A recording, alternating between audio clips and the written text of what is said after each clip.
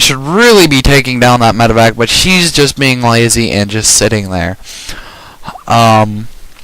One of the things as a Zerg player, what you always want to do is you always want to try and have at least one more base than your opponent, because one base to one base, a Zerg player is weak. A Zerg player with just one base is a sad Zerg player indeed, because not only does he not have as much larva production, he does not have as much income. This queen's finally decided to not be lazy and try and take out this medevac, but that medevac's going to escape. We are seeing some Vikings being produced, and they are almost here. They're the Vikings. He is making a Mutalisk. That's really not what he needs right now, because those Vikings are going to take out that Mutalisk. The Vikings are going to fly past this Overlord and spare it, because they figure leave and let live. That Overlord is shivering and shaking because he is scared. He was scared those Vikings were going to take him out. This medevac's going to go down. That Thor's got 2 health left. That Queen's like, tag your it, and the Thor does not want to be it, so he hits self-destruct because he is a sore loser.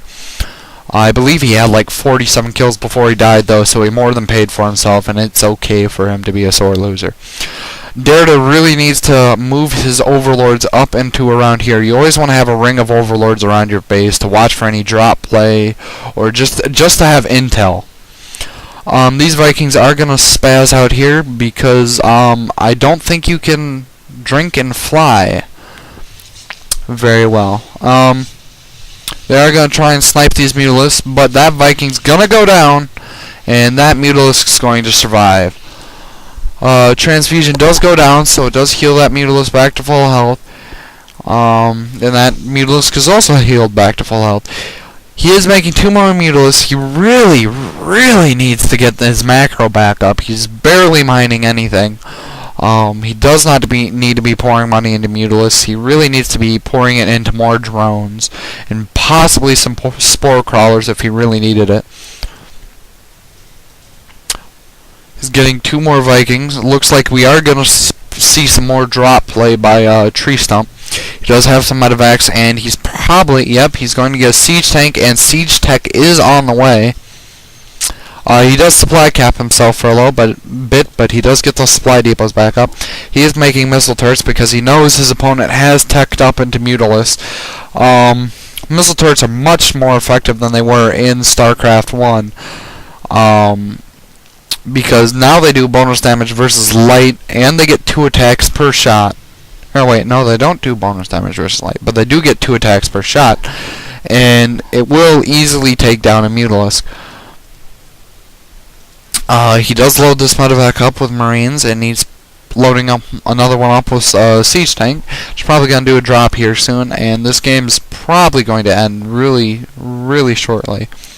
There's not much Deridda can do. He did not expand. He's behind in macro. He's pretty much screwed right now. He's going to try and make something work with these Mutalisks.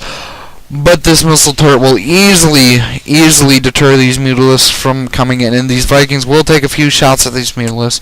Not going to kill a Mutalisk, but does damage one pretty heavily. Vikings definite hard counters to Mutalisks, considering they do 10 damage, and then they get 2 attacks each, so they do 20 damage per attack, which will easily out DPS a Mutalisk. He is getting more Mutalisks. I don't know why he's getting flyer attack upgrades. That money could easily be spent somewhere else, somewhere more effective. Probably Spore Crawler, Spine Crawler, something like that. That's a lot of Zerg players overlook the usefulness of stationary defenses. Zerg stationary defenses are fairly strong. They can be moved around, and they can be used offensively. Looks like we are going to see a drop. Deridda has no idea this is coming, which is why you need to keep some Overlords up here to watch out for drop play. And these siege tanks are going to go into siege mode, make short work of these Zerglings. These Mutalisks are going to be annihilated as these Vikings just easily tear through them. These siege tanks are going to lay waste to this base, and I believe that's game. There's nothing Deridda can really do about this. And yes, he leaves, and that is game. Strong early play by Deridda, very strong. He did break through TreeStump's wall and did cause him to relocate his base. But because of that Thor drop was what kept TreeStump in the game. That Thor more than paid for itself with, I believe, 47 kills. 47 times 50 is...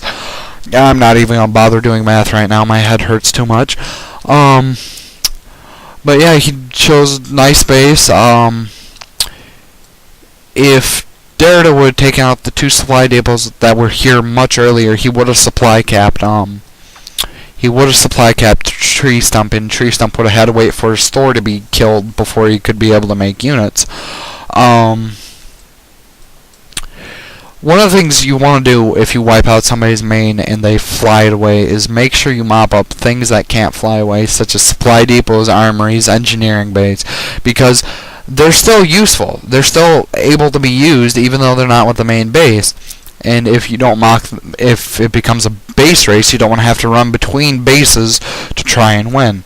I believe that's it. Strong play from both of them. TreeStump came out ahead in the late game thanks to that Thor dropped. I believe that's it. SkullBoy signing off.